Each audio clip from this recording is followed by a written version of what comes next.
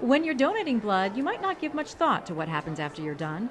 But that pint of blood has 24 hours worth of testing and processing before it can be used. Remember those 5 tubes that they take when you first start your donation?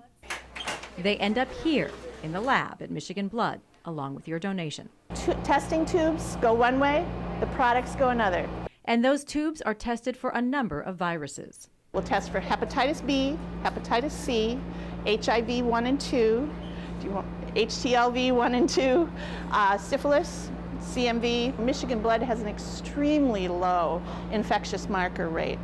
So it's 0.1% that actually have anything in them at all. While your blood is being tested, your donated pint is being spun down, separating out the 3 blood products that can be used. So red cells contain iron, they're heavy, they go to the bottom. White cells layer on top of that, and the delicate little platelets are on top of that, plasma's on top of that. Your white cells are discarded. They contain enzymes from viruses your body has fought off, which can't be passed on to someone who needs blood. Your plasma is frozen. Your platelets are pooled together with other matching donors, and your red blood cells are refrigerated. Then they're stored until infectious disease testing is completed. Once it gets the seal of approval from Michigan Blood's medical director, Leanne Weinkamp, Key that I use is would I allow these to go to my grandbabies? it's packed up and transported to local hospitals.